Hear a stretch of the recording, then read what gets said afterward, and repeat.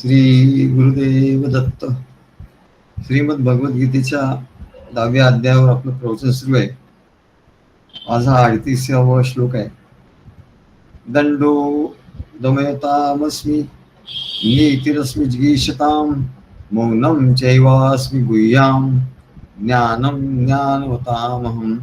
दंडो दमयतामस्मि नीतिरस्मि जिगीषताम् मौनं चैवास्मि गुह्याम् ज्ञानं ज्ञानवतामहम्. भगवान सांगतात की अधर्म रोखण्याच्या साधनांमध्ये मी दंड किंवा शिक्षा आहे. कुठे कुठे मी आहे ते भगवान सांगतात की दंड किंवा शिक्षा हे सुद्धा माझंच रूप आहे. जिथे जिथे अधर्म होतो तिथे तिथे तो अधर्म रोखण्यासाठी आणि धर्माची स्थापना करण्यासाठी दंड किंवा शिक्षा, जे अधर्मी लोक आहेत त्यांना दंड किंवा शिक्षा देणारा मीच आहे. आणि विजय मिळवू इच्छिणाऱ्यामध्ये नीतिमान आचरण मी आहे. आपलं आचरण हे नीतिमान पाहिजे आणि मग त्याच्यामुळेच आपल्याला विजय प्राप्त होतो. तेव्हा विजय प्राप्त करणारं जे नीतिमान नीतीचं आचरण आहे ते मी आहे असं भगवान सांगतात. तर रहस्यांमध्ये मी मौन आहे असं सांगतात. आणि लोकांमध्ये मी ज्ञान आहे. लोकांमध्ये ज्ञानाच्या रूपाने मी राहतो असं भगवान सांगतात. असे माझ्या विभूती भगवान आपल्या विभूती सांगतात. परमेश्वरी सत्तेमध्ये जेव्हा अधर्म, दुराचरण, पाप, हिंसा, हत्या, निषिद्ध कर्म सुरू असतात, हल्ली तर आपल्याला जिकडे तिकडे ते दिसून येत. सगळीकडे पापाचरण, दुराचरण, हत्या, हिंसा, निषिद्ध आचरण हे सर्व दिसतं. तेव्हा या निषिद्ध कर्माचं फळ, या दुराचरणाचं फळ म्हणून मनुष्याला दुःख भोगावं लागतं. आणि तो जे हे नियतीत आहे, परमेश्वराची नियतीत आहे. जसं कर्म करशील तसं तुला भोगावं लागणार. आणि जेव्हा तो भोग येतो त्याला दंड किंवा शिक्षा असं म्हणतात. नियती किंवा परमेश्वराची सत्ता याच्यामध्ये त्याला दंड आणि शिक्षा मिळतच असतात. काही वाचिक, मानसिक सर्व प्रकारच्या दंड शिक्षा त्याला मिळतात. तेव्हा भगवान श्रीकृष्ण सांगतात की हा जो दंड तुला मिळतोय तोही मीच आहे म्हणा.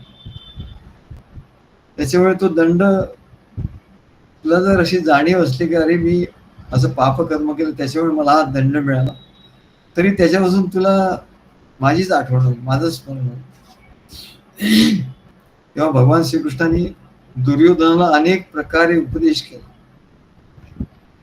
त्याला अधर्मापासून, पापापासून परावृत्त करण्याचा प्रयत्न केला. तरी पण दुर्योधन काय म्हणतो, जानामि धर्मम नश्यमे प्रवृत्ती. मला सर्व धर्म काय अधर्म काय सर्व कळतो, पण धर्माकडे माझी प्रवृत्तीच नाही, मी काय करणार. काही लोकांना विचारलं, नाही म्हणलं आम्हाला ते काय आवडतं, आम्हाला अध्यात्म वगैरे. आमच्या एक मॅडम आमच्या बरोबरच्या कलिग होत्या, त्या म्हणले आष्टीकर मला तुमचं चांगलं आहे म्हणा सगळं आणि ते अप्रिशिएट करायचं, पण मला म्हणले अध्यात्म काही गतीच नाही, मला माहितीच नाही, कळतच नाही म्हणा. मी अध्यात्म असे पुष्कळ आहेत. आमचे प्रिन्सिपल आहेत ते म्हणले आष्टीकर मला तुमचं आवडतं, तुम्ही जे पुस्तकं लिहिता, तुम्हाला पाठवता, मला खूप आवडतं, पण म्हणले मला तो माझा विषय नाही. काय आमच्या हाताखाली एक प्रोफेसर होते, त्यांना आमचं फार कौतुक होतं, सर्व काय होतं, महात्म्य होतं, पण त्यांना अध्यात्म म्हटलं की ते काय आध्यात्मिक कार्यासाठी ते कुठे कार्य असेल तर सेवा करायचे, पण त्याला ते प्रगट व्हायचं ज्ञान वगैरे त्याच्यात त्याला काही रस नाही. तसं दुर्योधन म्हणतो ते त्यांची प्रकृतीच असते. जसं दुर्योधन म्हणतो की जानामि धर्मम, मला माहिती आहे की सगळं चांगलं आहे, उत्तम आहे, धर्म आहे. जानामि धर्मम नच मे प्रवृत्ती. आता माझी प्रवृत्तीच नाही, मला ते आवडतच नाही, काय करणार. जानाम्य धर्मम नशमे निवृत्ती. आणि अधर्म काय हे सुद्धा मला माहिती आहे, की असं वागू नये, असं करू नये, काय दुसऱ्याचं राज्य घेऊ नये, दुसऱ्याचं धन घेऊ नये, दुसऱ्याची स्त्री. तेव्हा हे सगळं मला माहिती आहे. पण नचमे निवृत्ती, पण त्याच्यापासून मी निवृत्त होऊ शकत नाही म्हणजे काय करणार. मला म्हणाले कोणीतरी नियुक्त केलंय या कामासाठी, हे वाईट काम करण्यासाठी मला नियुक्त केलेलं आहे. यथा नियुक्तोस मी तथा करू मी, जसं मला नियुक्त केलंय तसंच मी करणार. आता काय करणार. यथा नियुक्तोस मी तथा करू. मग तो दंडही भोगायला तयार आहे, मग त्याला दंड होणारच. म्हणून भगवान म्हणतात की दंड किंवा शिक्षा ते मीच आहे. म्हणजे ज्याची धर्माच्या मार्गाने जाण्याची प्रवृत्तीच नाही, अधर्माचा मार्ग ज्याला खूप आवडतो, त्यांना धर्माच्या ज्ञानाच्या हिताच्या गोष्टी सांगून काही एक उपयोग होत नाही. त्यांना अधर्मापासून, पापापासून, दुष्कर्मापासून काही सोडवता येत नाही. आणि एकच उपाय शिल्लक राहतो, तो म्हणजे दंड देणे. त्याच्यावर जेव्हा दंडाचा प्रहार होतो तेव्हा तो सुधारतो. तेव्हा जेव्हा त्याला असह्य दुःख होतं त्या दंडाचं, तेव्हा तो सुधारतो. म्हणून शिक्षा देऊन सुधारणा होते, काही प्रमाणात होते. पण हल्ली काय झालंय, हल्ली म्हणले शिक्षा जास्त देत नाही, मग त्याचं मन परिवर्तन करण्यासाठी त्याला शिकवतात, त्याला उपदेश करतात, त्याला दुसरं काही करायला देतात, असं आहे. तेव्हा तो जो दिला जाणारा दंड आहे किंवा शिक्षा आहे तो मीच आहे असं भगवान सांगतात. हिंदीत एक म्हण आहे, लातो की भूत बातों से नहीं मानते. त्यांना मारल्याशिवाय काय उपयोग नाही. आम्ही एका शाळेमध्ये शिकवत होतो, 12वी पर्यंत शाळा होती. आम्ही कॉलेजमध्ये जात होतो, त्या शाळेतही शिकवत होतो. चांगली शाळा होती. तिथे सर्व मुलं यायची, गरीब मजूर वस्तीतली वगैरे अशी यायची. त्यांना काही कळायचं काय शिकवतो, अगदी मख्ख बसतो. त्यांचा काय दोष बिचारायचा. मी शिकवत होतो त्या. मग अशी आमची चर्चा व्हायची वर्गामध्ये, स्टाफ रूम मध्ये. काही शिक्षक म्हणाले, सर हे असं तुम्ही शिकवून काय उपयोग नाही म्हणत, त्यांना काय कळणार. त्यांना चांगलं तुम्ही म्हणले आधी काय त्यांना प्रश्न विचारायला नाही आला तर त्यांना चांगला जोडून काढा, तरच त्यांना ते कळेल. म्हटलं नाही हो, मला काय तसं सवय नाही. हे लहान मुलं आहेत, यांना काय म्हटलं आपण हे करायचं नाही म्हणाल. पण कधी कधी मला असं वाटायला, मग जेव्हा त्यांना एकाला थोडस मार दिला ना की मग बाकी सगळ्या लोकांना भीती निर्माण व्हायची आणि मग ते सगळे अटेंटिव्ह व्हायचे. आमचं लहानपणी एक गाणं हिंदीमध्ये म्हणायचे, बच्चों को अपने मोसिया सच सिखाइए, बच्चों को अपने इन मोसिया सच सिखाइए, गर बच्चा ना माने तो रगबत्ती दिलाइए, गर बच्चा ना माने तो रगबत्ती दिलाइए. पूर्वी असं होतं, आता मुलांना वगैरे एवढं एकदम काय सुरक्षित वातावरण ठेवतो. पूर्वी मार खाल्ला नाही तर नवल. आता मार वगैरे काय, कधी आईने नुसता हात जरी उचलला तरी, वडिलांनी नुसतं हे केलं, आणि त्याच्यामुळे ते मुलं एकदम हे होतात. तेव्हा पूर्वीचं असं होतं म्हणजे दंड, तेव्हा धाक आणि दंड हे सुद्धा माझं स्वरूप आहे असं भगवान सांगतो. मीच आहे म्हणजे. अरे मुलगा बरोबर ऐकत नाही, काय हे करत नाही, मग त्याला थोडस वठणी एखादं चापण मारली तर काय हरकत नाही. मग तो बरोबर त्याला धाक होतो, भीती बसते, आणि मग तो तसं करतो. नाही तर करणारच नाही म्हणा, नाही तर अभ्यास करणार नाही, नाही तर काय. मुलं मग बिघडत जातात म्हणा, आणि मोठे झाल्यानंतर मग त्यांना सुधारणं कठीण पडतं. लहानपणापासून त्यांना धाक पाहिजे. आता मोठी झाल्यावर मग ते कुठे जातात, काय करतात, कसे. लहानपणापासून आपण तसं त्यांना धाक न दाखवल्यामुळे ते मोठेपणी तसं होतं. याचा अर्थ खूप त्यांना मारावं वगैरे असं नाही. आमचे महाराज म्हणायचे मारायचे नाही, मुलांना आपल्या मारायचे नाही. हा, थोडा धाक दाखवायचा. महाराज सुद्धा असे असे एक दांडू आणून ठेवायचे आपल्याजवळ. आणि की कोणी भक्त येऊन सांगायचे का माझा मुलगा ऐकत नाही, तर ते म्हणायचे तू त्याला घेऊन ये इकडे. मग ते त्याला घेऊन यायचे.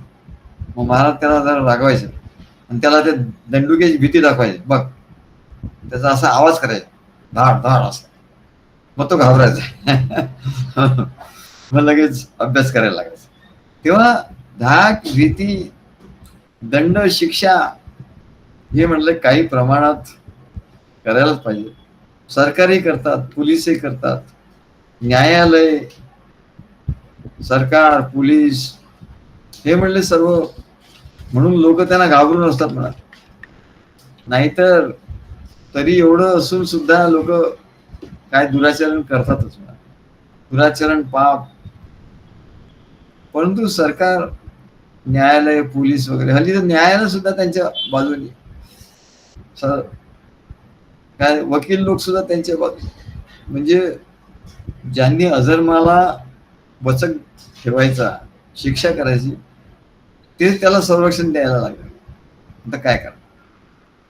तेव्हा अधर्म, पाप याला न्यायालय, पोलीस, सरकार त्यांच्याकडे दंड करण्याचं जे सामर्थ्य आहे त्याला लोक घाबरून असतात.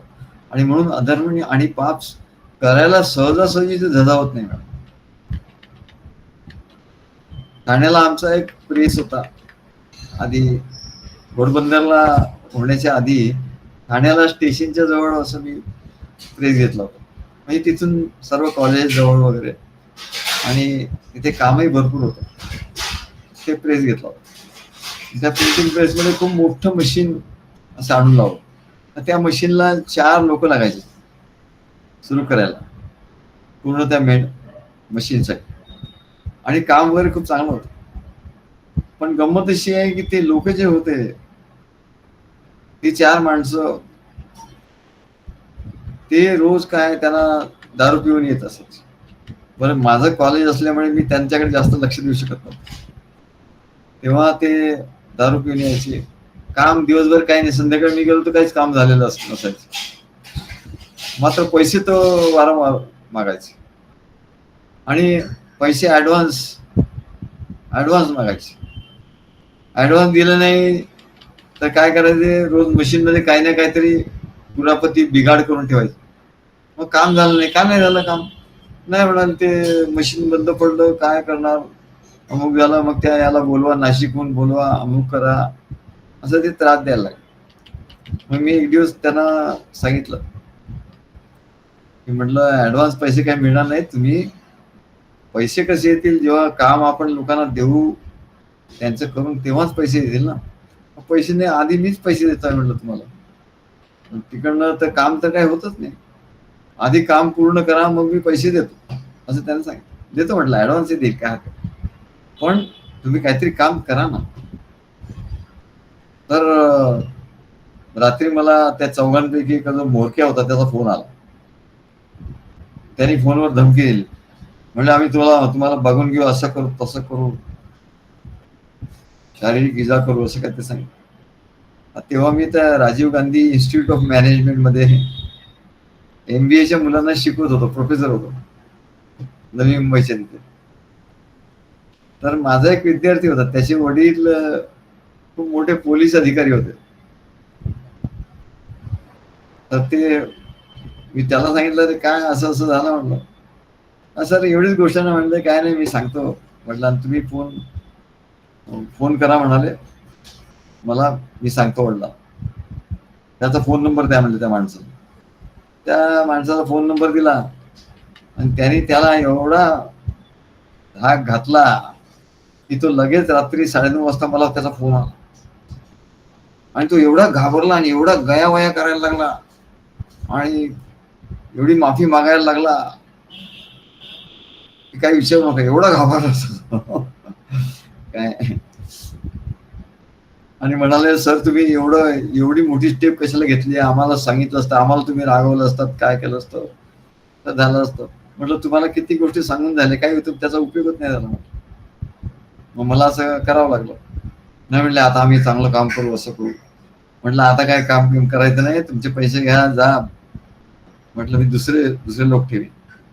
तेव्हा त्यांनी त्याला कसं म्हणतात की लातो की भूत बाचो से नाही म्हणते, तसंच हे आहे ना, त्यांना त्याचीच भाषा समजते. म्हणून भगवान म्हणतात अधर्म रोखण्यासाठी मी शिक्षा किंवा दंड आहे, तो मीच आहे. तेव्हा अधर्माचं असं सहन करून घ्यायचं नाही. योग्य मार्गाने आपण त्या अधर्माला शिक्षा किंवा दंड दिलाच पाहिजे, कारण तिथे मीच आहे. अधर्माला रोखण्यासाठी भगवंताची योजना तर भगवंताने तयार करूनच ठेवली आहे. म्हणजे आधी म्हणजे ते शेवटी लास्ट रिसॉर्ट, की याला काही शिक्षा नाही झाली तर म्हणले शेवटी यमराज येतात. इथे तर याला काही शिक्षा नाही झाली, दंड नाही झाला, काय नाही झालं, आपला असाच फिरतोय. शेवटी यमराज येतात, यमदंड घेऊन येतात आणि अशा अधर्मी लोकांना काय घसीट, त्यांना घसीट नाही म्हणतात, घसीटच नेतात म्हणा, आणि त्यांना नरकात घेऊन जातात, नरकात डायरेक्ट. आणि त्यांना त्यांच्या पापाचा दंड म्हणून अनेक प्रकारचे नरक यातना देत असतात. अशा रीतीने त्यांच्या पापाचं फळ जेव्हा देऊन होतं तेव्हा ते शुद्ध होतात, त्यांना सिद्ध करतात, आणि त्यांना ते संपूर्ण याच्यातून शुद्ध झाले पापाच्या फळ भोगून की पुन्हा त्यांना मनुष्याचा जन्म येतो. तेव्हा असा जो दंड आहे किंवा शिक्षा आहे अधर्माचा बिमोड करण्यासाठी, ते मीच आहे असं भगवान सांगतात. आमच्या मॅनेजमेंटमध्ये सुद्धा कॅरेट अँड स्टिक मोटिवेशन असतं. मोटिवेशन म्हणजे त्याला योग्य तऱ्हेने कामाला लावायचं. तो काम करत नाही म्हणजे कसं, त्याने काम केलं पाहिजे म्हणून त्याला मोटिवेट करायचं. कधी चांगल्या गोष्टी सांगून मोटिवेट करायचं, नाही झालं तर मग त्याला थोडी धाक दाखवायचं, नाही झालं एवढ्यावर तर त्याला शिक्षा करायची.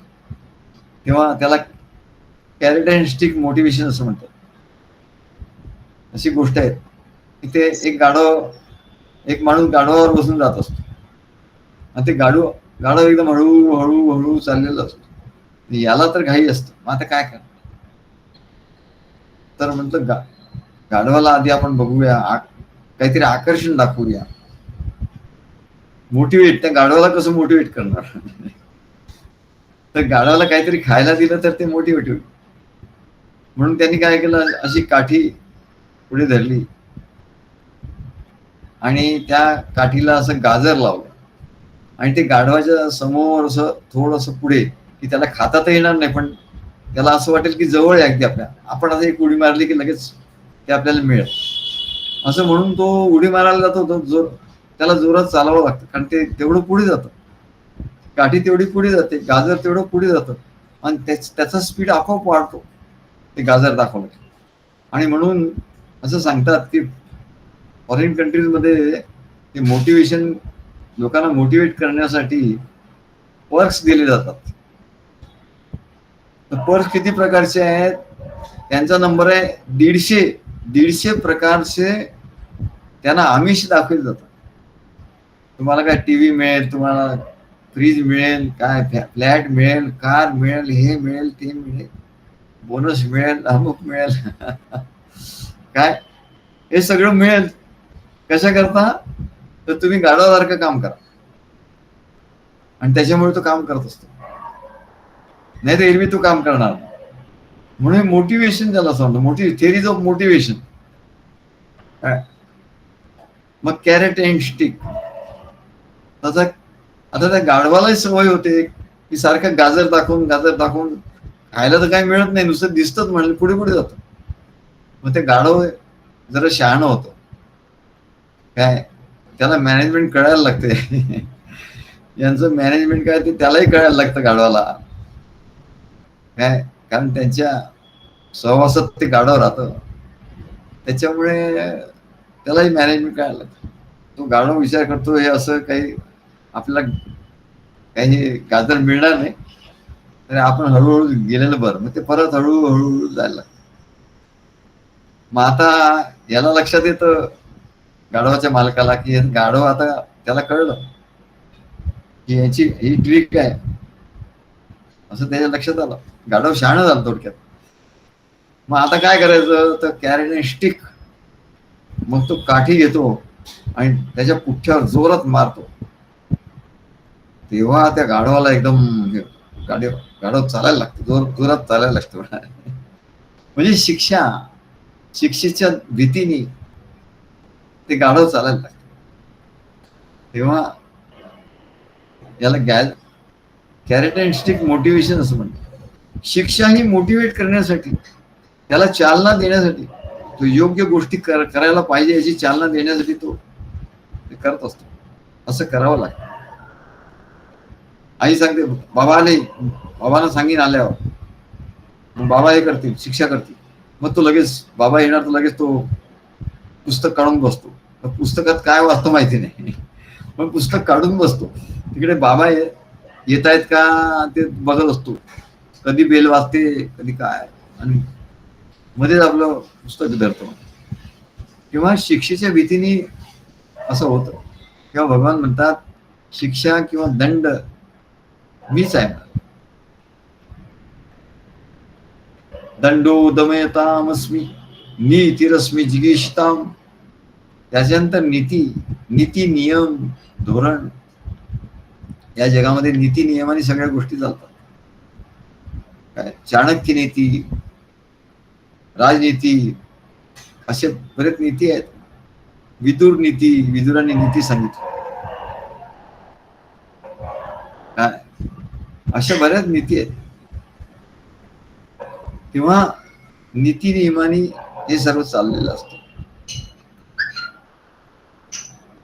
नीती रश्मी जिगीषताम म्हणजे जय जिगीषी म्हणजे जय मिळवण्यासाठी, आपला जय झाला पाहिजे याच्यासाठी नीती नियम याची आवश्यकता असते. आता अनितीने लोक विजय मिळवतात, पण या अनितीवरही विजय आपल्याला मिळवता येतो. नीती नियमाने जर आपण सगळं काही केलं, आपलं बळ वाढवलं, तर शत्रूवर आपल्याला नीती नियमाने चांगला विजय मिळवता येतो. आता आपण बघतो पाकिस्तानशी लढाई सुरू आहे, पण भारतानं कसं नीती नियमाने सर्व केलं. जे नीती नियम तयार करून, धोरण तयार करून त्याच्याप्रमाणे त्यांनी हे केलं. युद्धनीती, राजनीती, सैन्य नीती, सगळं नीती त्यांनी तयार केली. विदेश नीती, सगळ्या प्रकारच्या नीती तयार करून मग त्या नीतीने, त्या धोरणाप्रमाणे जेव्हा त्यांनी निर्णय घेतले, तेव्हा त्याचा विजय झाला आणि त्या अधर्माचा नाश झाला. इथं आपण आताच उदाहरण बघितलं की एवढी नीती नियम तयार करावे लागतात स्वतःसाठीच, आणि मग अशी नीती तयार झाली की त्याच्यामुळे विजय प्राप्त होतो. नीतिरस्मी जिगीषताम. ज्या लोकांनी विजय मिळवला आतापर्यंत, त्या लोकांच्या ठिकाणी चांगलं नीतिमत्ता होती आणि चांगली नीती त्यांनी तयार केली होती, आणि म्हणून त्यांना विजय मिळाला. नीती म्हणजे काही चांगल्याच गोष्टी करणं असं नाहीये. जसं राजनीतीमध्ये, सैन्य नीतीमध्ये डावपेच असतात, स्ट्रॅटेजी असते, स्ट्रॅटेजिक. त्यांनी असं हल्ला केला तर आपण कसा हल्ला करणार, त्यांनी असं केलं तर आपण काय करणार, याची आधीच याची आखणी होत असते. ती युद्धनीती असते. त्यांनी असे शस्त्रास्त्र वापरले तर आपण कुठले शस्त्रास्त्र वापरायचे, ही याला नीती असं म्हणतात. तेव्हा ही युद्धनीती आहे. आणि नीती ही धर्माची सहधर्मचारिणी आहे. तुम्हाला धर्माचं रक्षण करायचं आहे तर म्हणले नीती तयार केलीच पाहिजे, धोरण तयार केलंच पाहिजे. सर्व कंपनीजमध्ये, कॉर्पोरेटमध्ये धोरण तयार करतात, प्लॅनिंग असतं, ही सगळी नीती असते. आणि ज्याची नीती जास्त चांगली त्याचं म्हणाले जय होतो. तेव्हा आता आजच्या काळामध्ये स्पर्धा आहे, म्हणजे स्पर्धा म्हणजे युद्धच आहे. एकाच प्रॉडक्टमध्ये अनेक कंपन्या विकत असतात, प्रोडक्शन करत असतात, तेव्हा त्यांच्यामध्ये आपापसामध्ये स्पर्धा असते. आणि स्पर्धा म्हणजे हे युद्धच आहे. आणि म्हणून इथे युद्धनीती, युद्धामध्ये जसं स्ट्रॅटेजी असते तसंच आधी शत्रूची तयारी, त्यांचं शत्रूचं बळ, आपलं बळ, हे सगळं लक्षात घेऊन स्ट्रॅटेजी तयार करणं, त्याला नीती असते. म्हणून नीती धर्माची सहधर्मचारिणी आहे. की धर्माचं रक्षण करायचं तर नीती पाहिजे म्हणा. नीती नियम बरोबर पाळले पाहिजे. सद्गुरू नीती नियम तयार करतात, त्याच्याप्रमाणे शिष्यांनी ते नीती नियम पाळले पाहिजे, तर धर्माचा जय होईल. नाही तर कसा जय होणार? त्याच्याप्रमाणे जर कोणी वागणार नाही तर धर्माचा जय होणार नाही. आपण धर्म स्थापना करण्यासाठी इथे गुरु शिष्य किंवा भगवंताचा अवतार होतो, गुरु शिष्य परंपरा असते. हे सर्व कशासाठी आहे? तर धर्माची स्थापना होण्यासाठी, अधर्माचा पराजय होण्यासाठी. तेव्हा नीती रश्मी जिगीषताम, त्याची नीती आखली पाहिजे, धोरण आखलं पाहिजे, त्याच्याप्रमाणे आपण केलं पाहिजे. नाही तर आज करू उद्या करू, केलं तरी चालतं, नाही केलं तरी चालतं, आलं तर चालतं, गेलं तर चालतं, कधी या कधी जा, मग ही नीती, त्याचा काही उपयोग होणार नाही. तशी नीती तयार केली पाहिजे.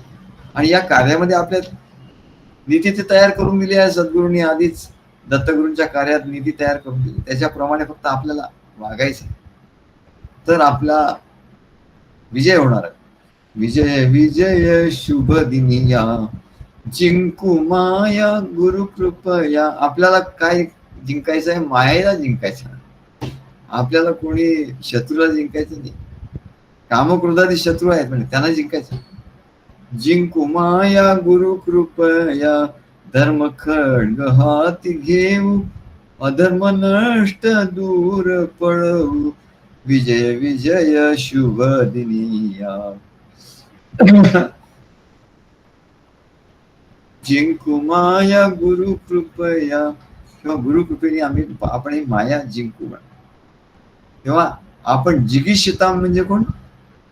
सद्गुरूंचे शिष्य. हे जिगीषताम म्हणजे जय मिळवणारे आहे. धर्माचा जय होईल, अधर्माचा नाश करणारे, धर्माचा जय करणार. तर धर्माचा जय होण्यासाठी जी नीती आहे, भगवान सांगतात की ती नीती मीच आहे. तेव्हा नित्य बदल या जगात होत असतो. हे ज्या जगाचं स्वरूपच आहे म्हणा. Change is the order of the day.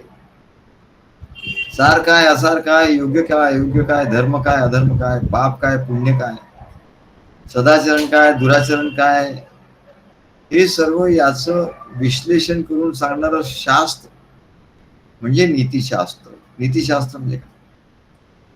योग्य काय, अयोग्य काय, धर्म काय, अधर्म काय, पाप काय, पुण्य काय, सदाचरण काय, दुराचरण काय, सगळे याचं. आणि कुठल्या काळात कुठला धर्म आहे आणि कुठला अधर्म आहे. काही काही काळ असा येतो की त्या ठिकाणी अधर्म हाच धर्म होतो. तेव्हा धर्माधर्मी सीमा करी कोण जाणे, हरी एक जाणे सद्गुरु तो. धर्माधर्माची सीमा करू कोणाला करता येत नाही. कोणी धर्म बदलू शकत नाही, नीतिनियम बदलू शकत नाही. हरी एक जाणे सद्गुरु तो हरी सद्गुरूंच्या रूपात येतो, तेव्हा तोच जाणतो आणि तोच तसे बदल करतो. तेव्हा या बदलत्या देशकाल परिस्थितीमध्ये धर्माच्या नियमांचं पालन करणं कठीण होत असतं. तेव्हा लोक आम्हाला म्हणतात आता काय करायचं? धर्मशास्त्र वेगळं सांगतं, पण धर्मशास्त्राचं पालन तर त्यांना जमत नाही. मग ते आम्हाला विचारतात काय करायचं, सद्गुरू काय करायचं? अरे असं असं कर, काय नाही, हे धर्मशास्त्र वगैरे लावू दे बाजूला, काय मी सांगतो तसं कर. मग त्याला हिंमत येते आणि तो तसं करतो आणि त्याला तसं तशा प्रकारे तो विजयी होतो. शेवटी धर्माची स्थापना करायची, अधर्माचा नाश करायचा, हे जे कार्य आहे म्हणजे सद्गुरूंचं, हे श्रीहरीचं कार्य आहे. याच्यात त्याला यश येतं आणि ती नीतीमध्ये त्याप्रमाणे बदल करत राहतात. याला आपत्काल असं म्हणतात. इमर्जन्सी इमर्जन्सी लागू होत आणि त्या इमर्जन्सीच्या काळात म्हणले काय, ती नीती ठरते. त्याची नीती वेगळी असते, त्याचे नियम वेगळे असतात. तेव्हा अशा काळात धर्मशील लोकांना धर्माच्या नियमाचं पालन करणं कठीण जातं. अनेक अडचणी जेव्हा येतात तेव्हा या धर्माचं पालन न झाल्यामुळे धर्म दुर्बल होऊन तो नष्ट होऊ शकतो. धर्म दुर्बल होऊन नष्ट होण्याची भीती असते. अशा वेळी धर्माचं रक्षण करण्यासाठी आणि अधर्माचा नाश करण्यासाठी भगवंताचे अवतार होत असतात. यदा यदा हि धर्मस्य ग्लानिर्भवति भारत अभ्युत्थानम अधर्मस्य तदात्मानं सृजाम्यहम. तेव्हा तेव्हा माझा अवतार होतो असं भगवान सांगतात. अशा कठीण परिस्थितीत धर्माचं पालन कसं करावं या संबंधीचं आचरणाचे नियम आणि धोरण भगवान तयार करतात अवतारामध्ये. ते अवतार होतात त्या अवतारात प्रभू रामाचा अवतार झाला त्यावेळेचे नियम वेगळे. मग भगवान श्रीकृष्णाचा अवतार झाला तर त्यांनी ते नियम बदलले, कारण काळ बदलला, आपत्काल आला आणि म्हणून त्या आपत्कालामध्ये धर्माचं रक्षण करण्यासाठी तसे तसे नियम करावे लागले. त्यामुळे प्रजेला धर्माचं पालन करणं सुकर झालं आणि यासाठी धर्म नियमात जे बदल करून जे नवीन आचरणाचं धोरण जे आहे भगवान स्वतः तयार करतात किंवा संत सत्पुरुष सद्गुरू यांच्या रूपाने धर्मात योग्य बदल करतात. हा अधिकार फक्त संत सत्पुरुष आणि सद्गुरू यांनाच आहे काय बदल करायचा धर्मामध्ये. आणि आम्ही काय सांगितलं, संत सत्पुरुष यांनी सांगितलं तर लोकांना भुवया उंचावतात. असं कसं वागायचं, मग असं नाही, असं कसं करायचं, मग आपल्या धर्मात असं नाही का सांगितलं, मग आपल्या लोकांनी असं नाही का सांगितलं. अरे सांगितलं असेल म्हणाले, परंतु आता तसा वागलास तर धर्म बुडेल, तूही बुडशील. तेव्हा तूही बुडला नाही पाहिजे, धर्मही बुडला नाही पाहिजे. याच्यासाठी आचरणीय जो धर्म आहे आयडियल या काळाच्या प्रमाणे या बदलत्या काळामध्ये जो धर्म आचरणीय आहे तो हे सांगतात, जेणेकरून धर्म स्थिर राहील, धर्म दुर्बल होणार नाही, धर्म सबल होईल. त्याला नीती असं म्हणतात, त्या धोरणाला नीती नियमांना नीती असं म्हणतात. परंतु हे बदल करण्याचा अधिकार फक्त अवतारी पुरुष संत पुरुष सद्गुरूंना यांनाच आहे, इतरांना. इतर लोकही त्या बदल करायला जातात. असे वाटत नाही मग असं आपण बदलायचं. हल्ली लोक एवढे दीड झाले की त्या धर्माच्या नियमांमध्ये बदल करतात. सध्याची भारतातली परिस्थिती असं बघितलं तर असंच चित्र दिसतं. जर हे असं बदल कोणी आपला येऊन बदल करायला सोमय्या येऊन बदल करायला लागला नीती नियमामध्ये तर अधर्म वाढत जाईल, धर्माचा ऱ्हास होईल. म्हणून हा अधिकार सगळ्यांना नाही. तरी पण आपल्या सनातन धर्मात सांगितलेले नियम कसं खोटे आहे, अन्यायकारक आहे. समता नावाचं एक कार्य नवीन आहे, समता. अरे समता म्हणजे काय? तेव्हा असं काहीतरी दाखवून सनातन धर्मातले नियम कसे खोटे आहेत, कसे अन्यायकारक आहे हे दाखवून देण्यासाठी आणि ते कसे बदलले पाहिजे ते सांगत असतात. आणि वास्तविक पाहता त्यांना सनातन धर्मातल्या ग्रंथामध्ये नियमांमध्ये बदल करण्याचा काही एक अधिकार नाही. इतरांना काय अधिकार आहे? आमच्या ऋषीमुनी ते ग्रंथ केले, अवतारांनी संत सत्पुरुषांनी त्यात कालमानाप्रमाणे थोडा बहुत त्याच्यात बदल केला जेणेकरून धर्म बलवान होईल. पण आता गमणे सगळ्यात आश्चर्याची गोष्ट म्हणजे काही राजकीय पुढारी सुद्धा, राजकारणातील लोक सुद्धा विधान करतात की आपल्या धर्मग्रंथातील आचार विचार चालीरीती यात बदल करण्याची गरज आहे. अरे तू कोण त्याच्यात बदल करणारा? तुला काय धर्मग्रंथाची माहिती तर काही नाही, सद्गुरूला शरण गेला नाही, ग्रंथाची माहिती नाही, ग्रंथ वाचले नाही, स्वतःच कबूल करतो आम्ही काही ग्रंथ वाचलेले नाही. मग ग्रंथ वाचले नाही तू, मग त्याच्यात बदल करण्याचा तुला अधिकार काय? बदल करण्याचा काय अधिकार? उद्या कोणी म्हणायला लागला की ते मी कुठल्या हॉस्पिटलमध्ये जातो आणि तिथे जे नियम आहे त्याच्यात मी बदल करतो, मग डॉक्टरांनी असं असं करायला पाहिजे, हे औषध नाही द्यायला पाहिजे, ते औषध द्यायला पाहिजे, असं जर तो करायला लागला तर म्हणले त्याच्या या वागण्याने जास्त पेशंट दगावतील काय. तेव्हा त्यांचे जे नीती नियम आहे, त्या हॉस्पिटलचे नीती नियम आहे, त्याच्याप्रमाणे जेव्हा सगळं काही चालेल तेव्हा, आणि त्याच्यात बदल करण्याचा अधिकार त्या डॉक्टर लोकांनाच आहे, तिथल्या त्यांच्या समितीलाच आहे. असं दुसरा कोणी जाऊन बदल करेल तर जसा इथे सर्व गोंधळ होईल. तेव्हा या धर्मामध्ये लोकांनी कसं वागावं याचे नीती नियम आहे, जे सनातन धर्माचे नियम आहे, जे ऋषीमुनींनी जे शास्त्र निर्माण करून ठेवलंय, त्याच्यात थोडा बहुत बदल कालमानानुसार, जेणेकरून त्याची तत्व बदलणार नाही आणि जेणेकरून जे फळ मिळायचं आहे ते योग्य मिळेल, याचा बदल करण्याचा अधिकार सद्गुरूलाच आहे. हे सर्व लोकांनी माहिती करून घेण्याची आवश्यकता आहे. नाहीतर काय होईल, अशा अनधिकारी व्यक्तींनी आपल्या धर्मशास्त्रात बदल केला तर काय होईल, त्यामुळे आपल्या धर्माचा नाश होईल, नाश होण्याची भीती आहे. हे मोठं धर्म संकट आहे. तेव्हा आजच्या काळातले संत सत्पुरुष, परंपरा प्राप्त सद्गुरू यांचाच हा अधिकार आहे आणि त्यांचंच ते कार्य आहे, आणि ते जे बदल करून धोरण ठरवतील त्यालाच नीती असं नाव आहे. आणि भगवान त्याच रूपाने, त्याच नीतीच्या रूपाने भगवान तिथे आहे, भगवान स्वतः तिथे आहेत पण, आणि त्याच नीतीमुळे जय प्राप्त होतो. अशी नीती असेल तरच जय प्राप्त होतो, नाहीतर सर्वीकडे अधर्म होईल आणि सर्वकडे अराजकता आणि सगळीकडे गोंधळ प्राप्त होऊन जाईल आणि सर्व प्रजेचं नुकसान होईल. आणि म्हणूनच धर्माचा अशी नीती जे तयार करतात आणि जे अधिकारी व्यक्ती त्या नीतीमध्ये बदल करतात वेळोवेळी, त्याच्यामुळे धर्माचा जय होतो. जिगीषिताम, नीतीमुळे धर्माचा जय होतो, अधर्माचा नाश होतो. तेव्हा पंतप्रधान जी नीती आता नवीन बदलत्या परिस्थितीप्रमाणे त्यांनी नीती पण बदलली आणि त्याच्यामुळे त्यांचा जय झाला, त्याच्यामुळे भारताचा जय झाला.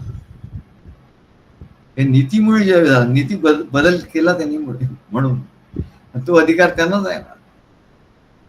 तेव्हा या नीतीमध्ये जो बदल झाला, ज्याला अधिकार आहे त्यांनी बदल केला, त्याला जय प्राप्त होतो, म्हणजे धर्माचा जय होतो आणि अधर्माचा नाश होतो. यतच धर्मो ततच जय, हा यतो धर्मो ततच जय, ततो जय.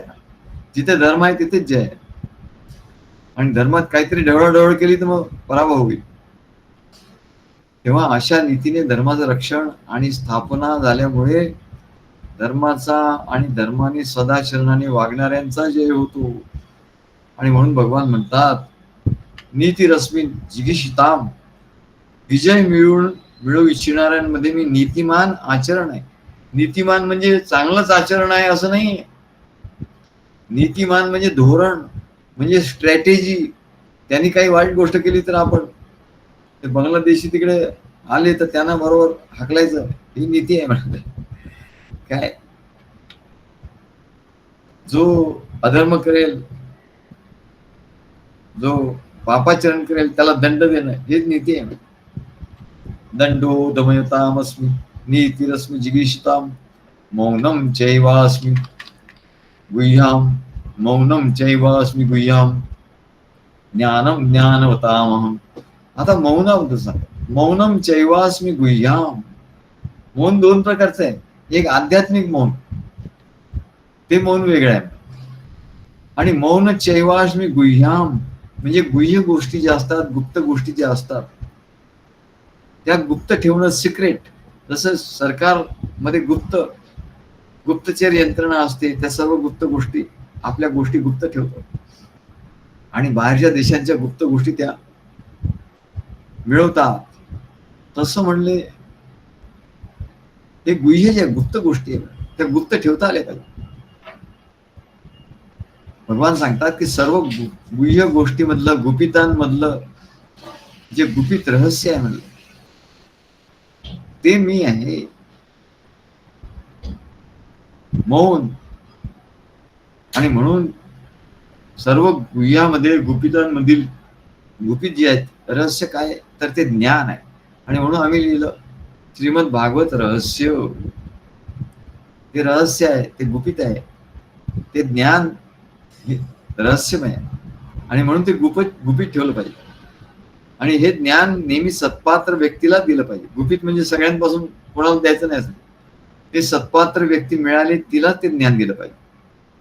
अपात्र अनधिकारी व्यक्तीला ते गुपित देऊ नये, आपलं ते ज्ञान सांगू नये. जर त्या अनधिकारी व्यक्तीला ते गुपित, ते ज्ञान, गुह्य रहस्य कळलं तर त्याचं भयंकर विपरीत परिणाम होते. हे आपण इतिहासावरून आपल्याला कळतं. म्हणून लष्कर, सैन्य, त्यांची ठिकाणं, त्यांचे गोळा बारूद, त्यांचं शस्त्रास्त्र धोरण, त्यांचं शिक्षण, त्यांचं ट्रेनिंग हे सर्व गुप्त असतं. सरकारची सर्व कागदपत्र गुप्त असतात. नीती, नियम, धोरण, सर्व महत्वाचे निर्णय हे सर्व गुप्त असतात. आणि याबद्दल ते पूर्ण मौन पाळतात. म्हणून काय काय वेळेला सरकारवर अशी टीका होते की ते काही बोलतच नाही, त्यांनी मौन पाळलाय. कारण काय, त्यांना तेव्हा ते उघड करायचं नसतं. तेव्हा जर उघड केलं तर झालं, मग त्याचा गैरफायदा लोक घेऊ शकतील, शत्रू त्याचा गैरफायदा घेईल. म्हणून पूर्ण मौन पाळलं जातं. केवळ पात्र अधिकारी व्यक्तींनाच ते प्रगट केलं जातं. तसंच सद्गुरूंच्या कार्यात आहे, तिथे मौन पाळलं जातं. सगळ्याच गोष्टी काही सर्वांना सांगितल्या जातात असं नाही. त्याच्याशी संबंधित जे व्यक्ती आहेत त्यांनाच ते सांगितलं जातं. कारण काय की त्याचा गैरवापर होऊ नये. मग असं मौन पाळलं आणि ते रहस्यमय ठेवलं, गुपित ठेवलं तर त्याचा गैरवापर होऊ शकत नाही. तसंच अध्यात्मशास्त्रामध्ये, धर्मशास्त्रामध्ये तसंच आहे. सनातन वैदिक धर्माचे नियम आहे, ते नियम तोडायला बरेच लोक तयार आहेत. कारण त्या नियम मोडणाऱ्यांवर कधी काही कारवाई होत नाही.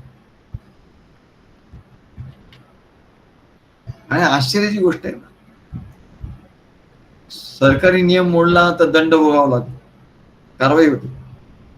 ट्रेन मधून चाललेला विदाऊट तिकीट लगेच तिकीट चेकर तुमच्याकडून फाईन वसूल करतो. न्यायालयाचा नियम मोडला तर दंड होतो. ज्या कार्यालयात तुम्ही काम करता तिथे काही नियम मोडले दंडात्मक काही कारवाई होती. वाहतुकीचे नियम तोडले तर दंड भरावा लागतो. इतर धर्माचे नियम आहेत, त्यांचे नियम मोडले तर कारवाई होती. पण फक्त सनातन वैदिक हिंदू धर्माचे मात्र नियम मात्र कुणी कशी मोडा, काही करा, सरस मोडा, त्याचं काय विपर्यास करा, काही सांगा, त्याच्यावर काहीच कारवाई होत नाही. म्हणजे हा केवढा अन्याय आहे म्हणा, हा कुणाला दिसत नाही. उलट सनातन धर्म ग्रंथाबद्दल वाटेल ते विकृतीकरण चालू आहे. ते त्याच्या कथा, रामायणाची कथा कशी विकृत करायची, महाभारताची कथा, काय ज्या कथा असतात सगळं विकृत करायचं, अवतारांचं विकृतीकरण करायचं, देवदेवतांचं विकृतीकरण करायचं, चारित्र्य हनन करायचं, आणि त्यावर काही कारवाई होत नाही. खरं तर आपलं धर्मग्रंथ हे गुप्त ठेवले पाहिजे. हे आपणच असं केलं, आपल्याच लोकांनी असं केलं की ते गुप्त ठेवलं नाही. हेच जर गुप्त ठेवलं असतं, आधी असं होतं, ते गुप्त ठेवायचे, कोणाला द्यायचे नाही, कोणाला वाचायला द्यायचं नाही. तेव्हा हे धर्मग्रंथ गुप्त ठेवले पाहिजे आणि केवळ अधिकार पाहूनच त्यांना धर्मग्रंथ देण्यात आले पाहिजे. अनधिकारी व्यक्तीला, नास्तिक व्यक्तींना, धर्मगुरू, धर्मविरोधींना अजिबातच नाही. हा ग्रंथ घेण्यास मनाई केली पाहिजे. गीता ग्रंथ आहे, भागवत ग्रंथ आहे, रामायण आहे. रामायणावर केवढं हे करतात, त्याचं केवढं विकृत करून सांगतात. तेव्हा हे ग्रंथ या लोकांच्या हाती लागतात कसे? ते ग्रंथ घ्यायला मनाई केली पाहिजे. हे ग्रंथ आम्ही आमचे देणार नाही. आणि असं उदाहरण आहे, अशी उदाहरण आहे. पूर्वी असं होतं, आमच्या विदर्भामध्ये महानुभाव पंथ आहे, चक्रधर स्वामी याचा जो महानुभाव संप्रदाय आहे तो विदर्भापासून सुरुवात झाली त्याची. तर आमच्या लहानपणी सुद्धा आम्हाला काय फक्त असा धर्म काहीतरी आहे असं म्हणत, पण त्या धर्मात काय आहे काय माहिती नाही, त्याचं कोण आहे काय. फक्त आमच्या पुस्तकात होतं ही महानुभाव संप्रदायाचे काय मुख्य कोण संस्थापक चक्रधर स्वामी, त्यांचे बस त्यांचं थोडीशी माहिती. पण त्याच्या पलीकडे काहीच नाही. बरं, ते महानुभाव पंथाचे लोक आमच्या आजूबाजूला बरेच होते, पण ते काही आपल्या धर्माबद्दल काय सांगायचे नाही. अगदी ते गुपित ठेवायचे. त्यांचे जे ग्रंथ होते ते पण एकदम गुपित. आणि त्यांच्या ग्रंथाचं पण हे आहे की ते त्यांनी वेगळ्या लिपीत लिहिलेले आहे, की त्यांची ती लिपी जी आहे ती वेगळीच आहे. त्याच्यामुळे कोणाला एखादा चुकून ग्रंथ त्यांच्या हातात पडला, कोणाच्या दुसऱ्याच्या, तरी त्याला तो कळणार नाही काय. असा तो महानुभाव पंथ आहे.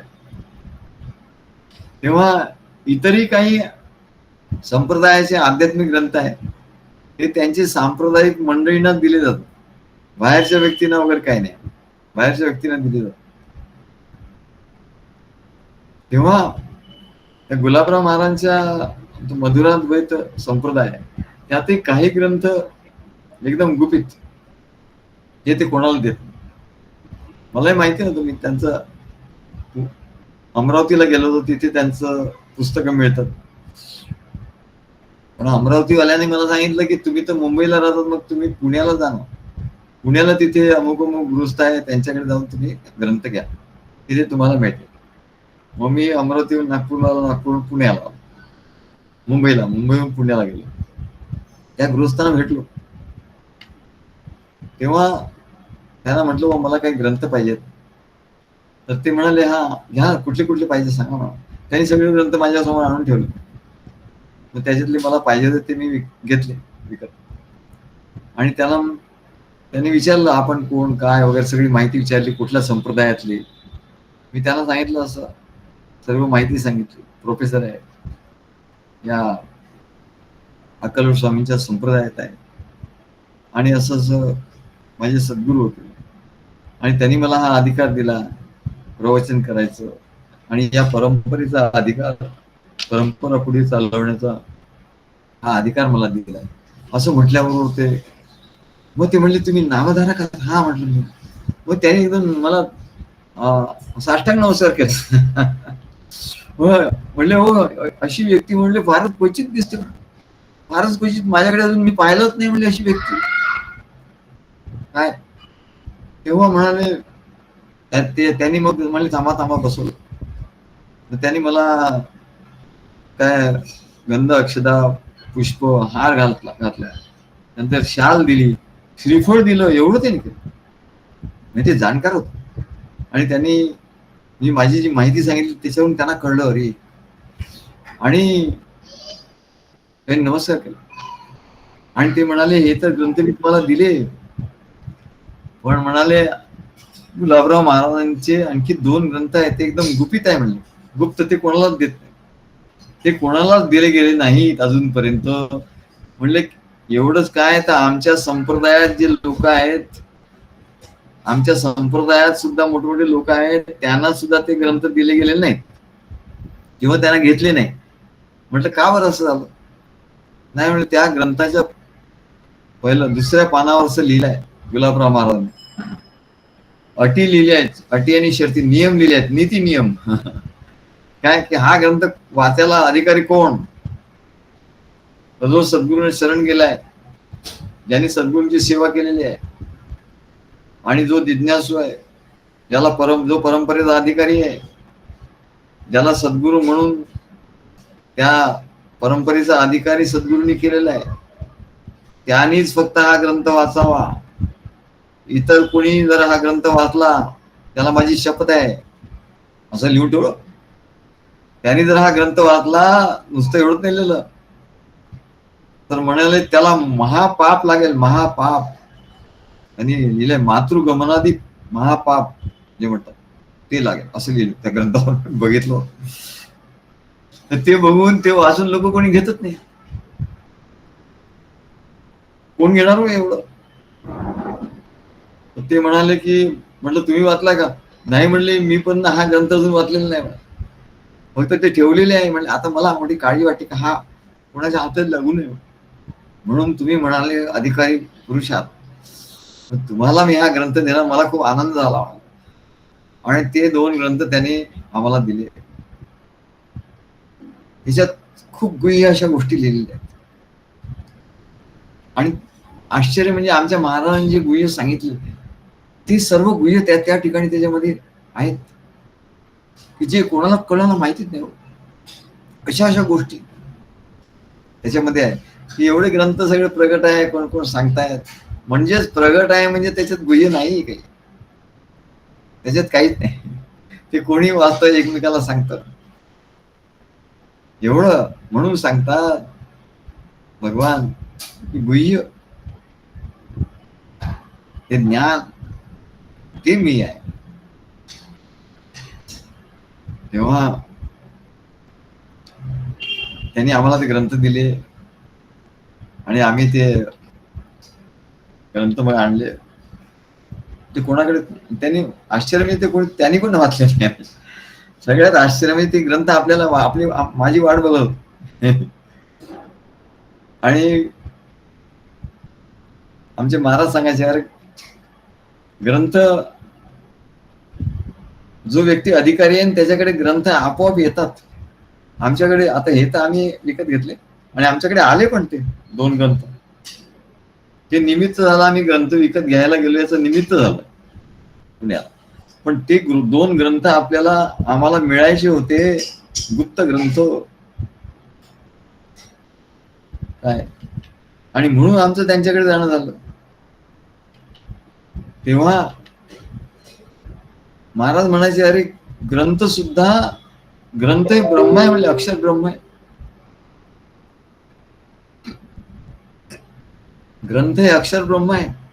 ते ब्रह्म आहे. ते म्हणले कोणाचे हाती जाईल असं नाही किंवा लोकांना हाती लागू नये ते कोणाला काही करणार नाही. नागपूरला आमच्याकडे ट्रंक भरून ग्रंथ होते. त्याच्यात 2 ग्रंथ आम्ही आमचा भाऊ सुनील त्याच्याकडे शेवटी ते ग्रंथ पेटी आली मोठी अशी.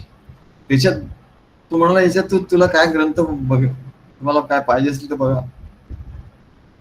की आम्ही ते ग्रंथ बघितले. त्याच्यात 2 ग्रंथ असे होते की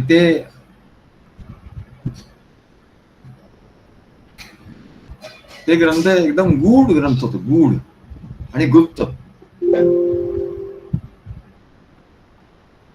गुप्त असे ग्रंथ होते. तेव्हा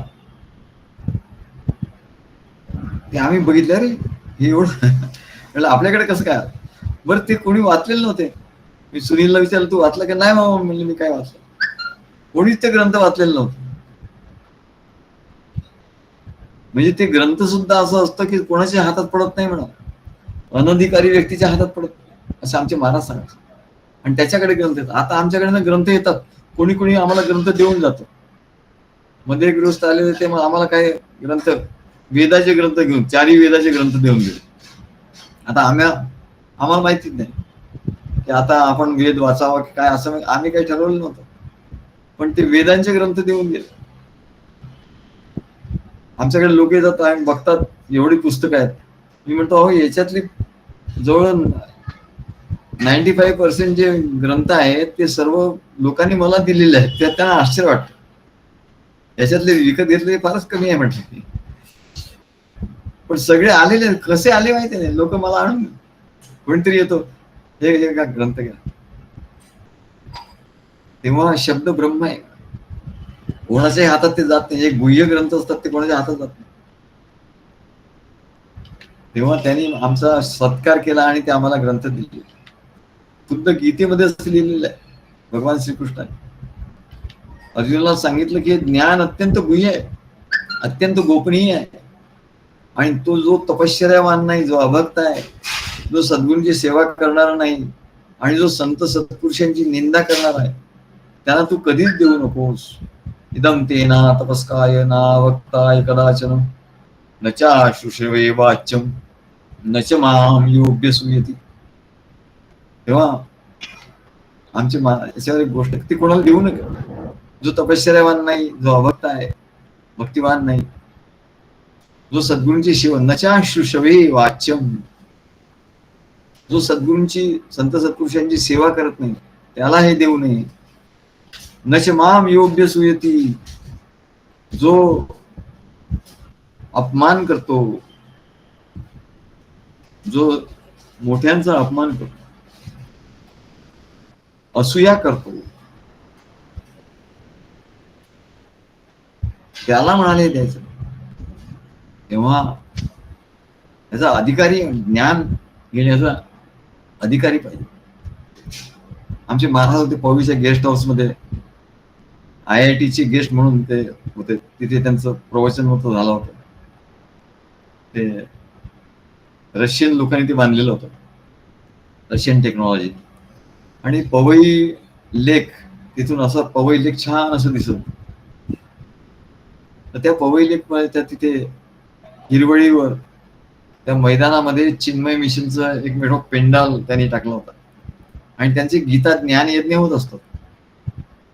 तिथे गीता ज्ञान यज्ञ आता ते सुरू करणार होते. एक दिवस झाला होता. तर महाराजांनी ते बघितलं तिथे काय काय चालतं. तेव्हा महाराजांनी त्या चिन्मयानंदांना लिहिलं की असं असं तुम्ही पत्र लिहिलं, असं इथे तुमचं काय काय चाललेलं आहे, लोक कसे काय वागतात, काय करतात. आणि म्हणले इथे गीता यज्ञ त्यांची, त्याला ते अधिकारी नाही म्हणजे लोक. सर्व लोकांना तुम्ही सरसकट गीतेचं ज्ञान सांगता, गुह्य ज्ञान. हे बरोबर नाही. गीतेतच लिहिला हा श्लोक त्यांनी लिहिला महाराज आणि त्याला पाठवून दिलं. पण त्याचं काही उत्तर नाही, त्यांनी काय त्याच्याप्रमाणे काही केलं नाही. तेव्हा काय झालं की 2 दिवस झाले, 2 दिवस त्यांचं चाललं. आणि तिसऱ्या दिवशी खूप जोरात वादळ आलं, वारा आला. आता काल परवापासून जो वादळ वारा पाऊस चालू आहे, हे बघून मला एकदम त्याची आठवण झाली की त्यांचा पेंडॉल, तो एवढं मोठं मांडव टाकलेला वाहू, तो उडून गेला. काय ते गालीचे सतरंजा वगैरे टाकल्या होत्या, ते सगळं ते पवई लेकचं पूर आला, सगळं पाणी ते एवढं आलं की सगळं पाणीच पाणी होऊन. आणि त्यांचा तो गीता ज्ञानयज्ञ बंद पडला. मग अशा याला संत सत्पुरुषांची इच्छाशक्ती म्हणतात. संत सत्पुरुषांनी एकदा ठरवलं की हे अधर्म आहे, हे ते नाही झालं पाहिजे, त्यांच्या इच्छाशक्तीने हे सर्व होतं म्हणा. आणि म्हणून भगवान म्हणतात मौनम चैवास्मि गुह्यम, की मौन, गुह्य गोष्टीबद्दलचं मौन पाळलं पाहिजे. गीतेबद्दलचं मौन, गीतेत काय सांगितलंय आपण नाही सांगितलं. म्हणून आपण आपल्या आपल्या शिष्यमंडळींसाठीच हे ठेवलंय. तेव्हा हे गुह्य आहे मौन. म्हणून मौन विचार, हे मौन वेगळं आहे म्हणा. आणि ते ध्यानामध्ये जे मौन असतं ते वेगळं आहे, हे मौन वेगळं आहे. तेव्हा गुह्य गोष्टीबद्दल मौन पाळायचं. म्हणून गौतम बुद्धाची गोष्ट आहे की त्यांचा जो शिष्य होता आनंद, तो त्याला प्रश्न विचारत होता की ईश्वर आहे की नाही, म्हणते ईश्वर आहे की नाही, मला स्पष्ट सांगा ईश्वर आहे किंवा नाही. तेव्हा ते म्हणाले, ते मौन झालं. म्हणजे त्यांना सांगायचं नव्हतं की ईश्वर आहे किंवा नाही. ते मौन राहील, तरी तो खूप मागे लागला. तेव्हा ते म्हणाले की ईश्वर आहे हेही म्हणणं चूक, आणि ईश्वर नाही हे म्हणणं चूक आहे. दोन्ही चूक आहे. ईश्वर आहे असं मी म्हटलं तरी चूक आहे, आणि ईश्वर नाही मी म्हटलं तरी चूक आहे. म्हणून मी मौन राहतो. पण त्या मौनाचा खरा अर्थ त्याने अभ्यास केला नाही की असं का म्हणतात गौतम बुद्ध. त्याचा अभ्यास नाही केला, त्याचं मनन चिंतन केलं नाही. आणि त्याच्यामुळे त्याचा अर्थ त्यांना कळला नाही आणि त्यांच्यावर त्यांची कृपा नव्हती. शिष्यावर जर कृपा असेल तर त्याला त्याचं ज्ञान होईल, त्याला कळेल. आणि त्याची कृपा नव्हती त्यामुळे त्यांना काही कळलं नाही.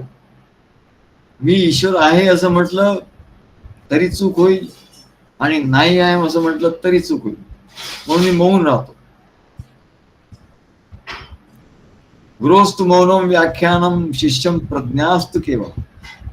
गुरु मौन राहतात, सांगत नाहीत, तेव्हा त्या मौनामध्ये दडलेलं जे रहस्य आहे, शिष्यस्तु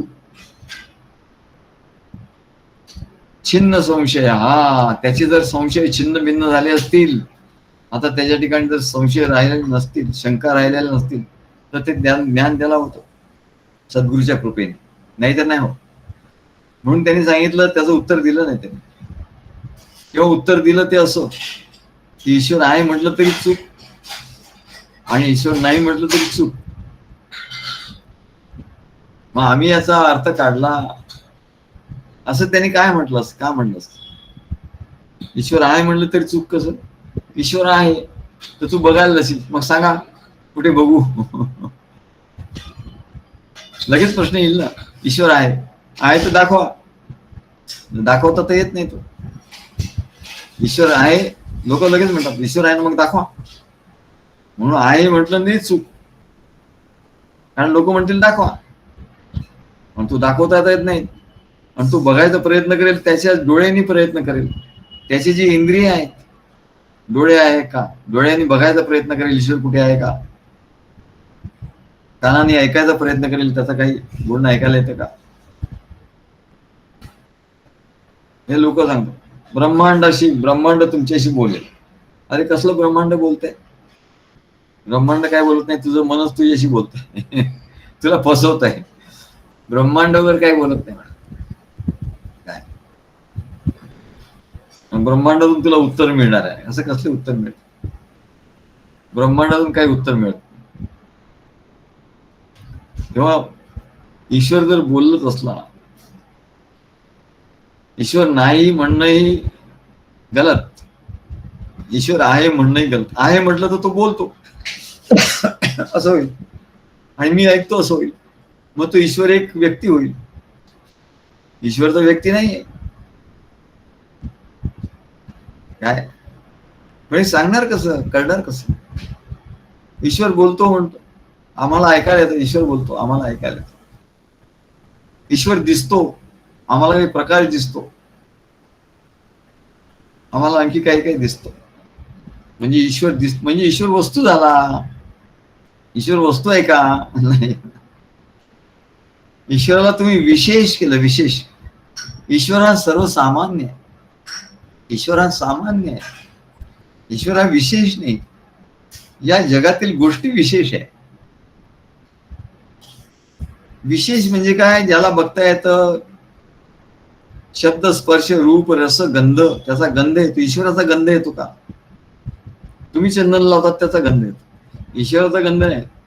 ईश्वराचं रूप, ती मूर्ती आहे, पण त्या मूर्तीपुरता ईश्वर आहे का? नाही ना. आणि म्हणून तेच मौन राहिले. म्हणजे याने ईश्वराला मर्यादित केलं असतं. ईश्वर तर अमर्यादित आहे, ईश्वर तर अनंत आहे. आणि तुला जर सांगितलं की ईश्वर म्हणजे काय आहे, आणि असं लोक सांगतात, तो असा प्रकाश दिसला, तो असा दिवा, अशी ज्योती दिसली, असं त्राटक करतात, मग तिच्यात तसं दिसत, किंवा थर्ड आहे इथे दिसतो म्हणा. तर परमेश्वर हा बघण्याचा गोष्ट नाही म्हणा. तुम्हाला दिसतो म्हणजे तो मर्यादित झाला. तुम्हाला दिसतो ना, कुठे दिसो, या डोळ्याने दिसो, किंवा थर्ड आयने दिसो, किंवा आणखी काय दिसो, किंवा सिक्स सेन्स दिसो. पंच इंद्रिय आहेत, 6 इंद्रिय. जरी तुम्हाला दिसलं तुम्हाला कळलं म्हणजे झालं, परमेश्वराला तुम्ही मर्यादित केलं. आणि परमेश्वर तर अमर्यादित अनंत आहे. मग परमेश्वर आहे म्हणून म्हणायचं का? आहे म्हटलं तरी चूक. मग परमेश्वर नाही म्हटलं तर परमेश्वर नाही म्हटलं तेही चूक आहे. परमेश्वर आहे म्हणून तर सर्व जगत आहे. परमेश्वर आहे म्हणून सर्व जगत आहे. परमेश्वर आहे म्हणून तू आहे म्हणू शकतो. तुझ्या मुखातून आहे हा शब्द निघतो कारण परमेश्वर आहे म्हणून, नाही तर काय शब्द निघाला नसता म्हणा. तेव्हा भगवान म्हणतात मौनम चैवास्मी गुह्यम, सर्व गुह्य गोष्टींबद्दलचं मौन हे मीच आहे. मौनाच्या ठिकाणी मी आहे. दंडो दमयतामस्मी नीतिरस्मी जिगीषताम मौनम चैवास्मी गुह्या ज्ञानम ज्ञानवतामहम. आता ज्ञानम ज्ञानवतामहम, ज्ञान म्हणजे ग्रंथातलं ज्ञान नव्हे, कारण ग्रंथातलं ज्ञान समजण्यासाठी देखील अत्यंत सूक्ष्म, शुद्ध आणि कुशाग्र बुद्धी लागते. आता आम्ही एवढं गीतेवर सांगतो, हेच तुम्ही गीता इतर एवढ्या गीता आहेत वाचून बघा, थोड्या वेळात कंटाळा येईल तुम्हाला. अरे काय एक तर समजणार नाही, काय म्हणजे कंटाळा येईल, काय लिहिलंय काही कळतच नाही. पण हे प्रवचन ऐकल्यानंतर आमचे घोरपडे तर म्हणतात काय मी असा नुसता हे असतो, काय उपाशी असतो, आदाशासारखा असतो, आदाशा आणि तसं लिहून पाठवतात. खरं ते सगळ्यांना पाठवायला पाहिजे. त्यांनी जे लिहून पाठवलं आहे ना ते मी सगळ्यांना पाठवणार आहे, की कसं संवाद कसा होतो. संवादासाठी नुसतं ऐकलं, नळी फुंकिली सोनारे इकडून तिकडे गेले वारे, असं नाही बाबा. त्यातले 4 शब्द तुझ्या लक्षात राहिले ना तरी पुष्कळ आहे. आणि त्या 4 शब्द जेव्हा तू सांगशील सद्गुरूंना, तेव्हा तो संसार, तेव्हा तो संवाद पुढे होईल. नाही तर तो संवाद नाही होणार. श्रेष्ठतम संवाद भक्ती, संवादाने ज्ञान होतं. नुसतं ज्ञान प्रवचनाने होणार. तेव्हा त्याला ऋतंभरा प्रज्ञा असं लागतं. त्याला ती प्रज्ञा बुद्धी ती वेगळी असते म्हणजे. ती फक्त नेहमी सद्गुरूंच्या मुखातून जे ज्ञान श्रवण करतात, मनन चिंतन करतात, संवाद करतात, सद्गुरू सहवास करतात नित्य. नाहीतर एकदा भेट झाली झालं, नंतर सद्गुरू तुम्ही तिकडे आम्ही इकडे, 2 ध्रुवावर दोघे आपण, तू तिकडे आणि मी इकडे. काय असं कधी होईल का हो? 2 प्रेमिक आहेत आणि एक कधी भेटत नाही. एकदा फक्त झाला, एकदा भेट झाली, नंतर मग कधीच भेटले नाही, असं होईल का? असं होऊ शकत नाही. वारंवार त्यांना भेटावं असं वाटत असतं.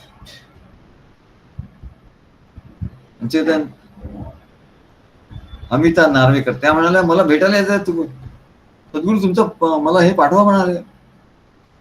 काय तुमचा ऍड्रेस पाठवा, तुमचा ऍड्रेसच नाही माझ्याकडे, मी कसं येणार म्हणून पाठवतो बाबा, आता ऍड्रेस काय करणार म्हणून मग भेटायचं यायचंय, भेटायला यायचं. म्हणजे ठीक आहे पाठवतो तुम्हाला. मग म्हटलं तुम्ही त्याशी निरूपणाला नव्हता. नाही म्हटलं त्याला काय म्हटलं असं नाही, त्याला निरूपणाला अगदी नेहमी यायला पाहिजे. त्याच्या कॉलेज सारखं लेक्चर बंक करून चालणार नाही म्हणलं. नाही नाही नाही काय मी आता ऐकणार म्हणलं, पण मला तुम्ही पाठवा ना म्हणलं. त्यांनी विचारलं की म्हणाले तुमच्याकडे तुम्हाला लोक भक्त मंडळी काय पाठवतात, तुमच्या प्रवचनात जो विषय येतो त्याच्यातून तुम्हाला ते काय पाठवतात नेमकं, म्हणजे मला कळेल म्हणले काय लिहायचं कसं लिहायचं नेमकं. म्हटलं मी पाठवतो तुम्हाला. आता आम्हाला वेळ मिळाला नाही, त्यांना आज मी पाठवलं नाही. आता 1-2 दिवसांनी वेळ मिळाला की पाठव. तेव्हा त्याचं चिंतन मन, ज्ञानाचं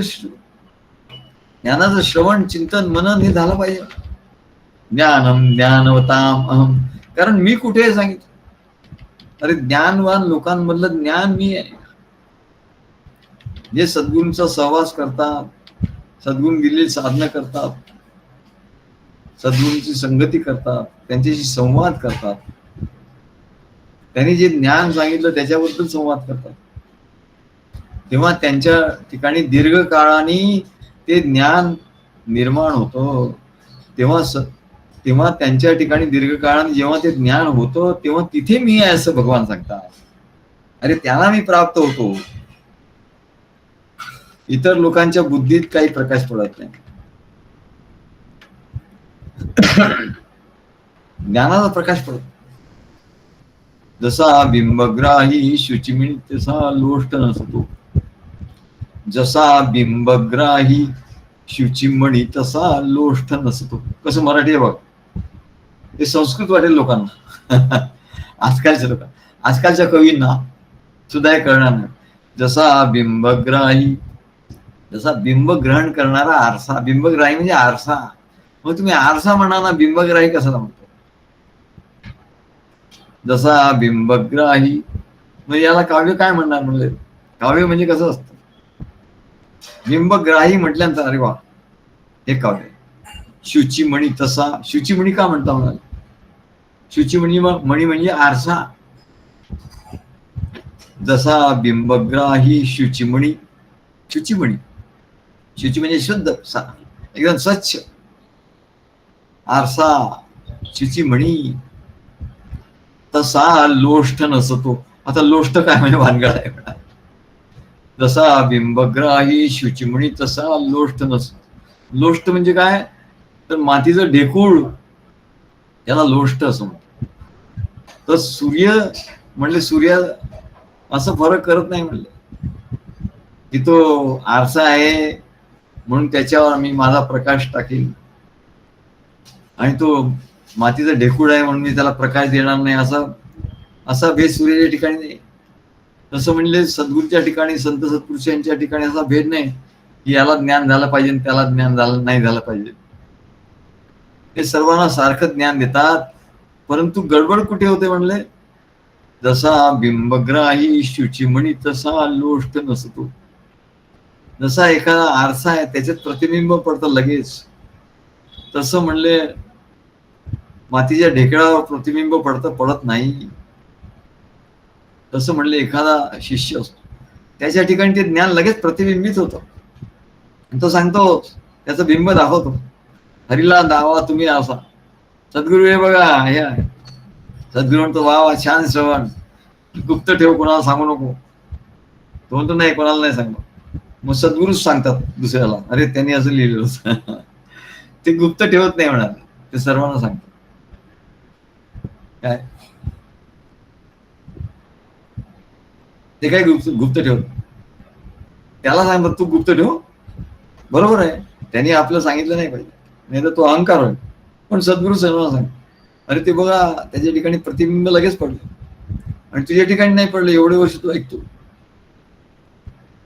तेव्हा सद्गुरू आणि शिष्याची आणि सद्गुरूंकडून ज्ञान श्रवण न केलेल्या लोकांची तुलना केली.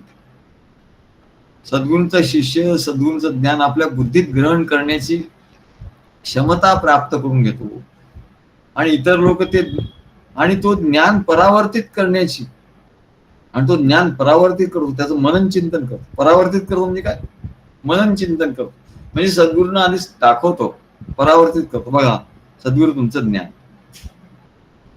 आणि त्याला जो आनंद झाला असतो त्याच्यामुळे सद्गुरूंना आनंद, त्याच्यापासून विवेक प्राप्त करून घेऊन, त्या ज्ञानापासून तो विवेक प्राप्त करून घेतो आणि त्या विवेकाने तो ज्ञान ते आचरणात आणतो. आचरणात आणण्याचा अभ्यास करतो, प्रयत्न करतो. आणि इतर लोक त्या ग्रंथातलं ज्ञान वाचतात, त्याचा सरलार्थ गूढार्थ त्यांना कळत नाही आणि ते ज्ञान त्यांच्या उपयोगाला येत नाही. ग्रंथातलं ज्ञान तर वाचतात, त्याचा सरलार्थ कळत नाही, गूढार्थ कळत नाही. आम्ही तर म्हटलं त्याच्यामधलं रीडिंग बिटवीन द लाईन्स. अरे बिटवीन द लाईन्स काय म्हणतोस. रीडिंग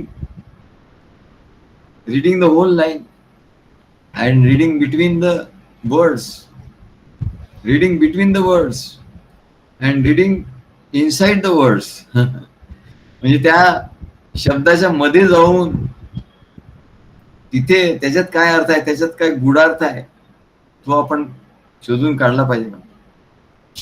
तेव्हा असा जो गूढार्थ शोधून काढतात त्यांना जे ज्ञान होतं, असे ज्ञानी लोक, त्या ज्ञानी लोकांच्या मधलं जे ज्ञान आहे ते मी आहे असं म्हणतात. दंडोदमयतामस्मि नीतिरस्मि जिगीषताम् मौनं चैवास्मि गुह्याम् ज्ञानं ज्ञानवतामहम् ज्ञानं ज्ञानवतामहम. ज्ञानी लोकांच्या मधलं ज्ञान मी आहे असं भगवान सांगतात. दंडो दमयतामस्मि नीतिरस्मि जिगीषताम् मौनं चैवास्मि गुह्याम् ज्ञानं ज्ञानवतामहम्. श्री गुरुदेव दत्त.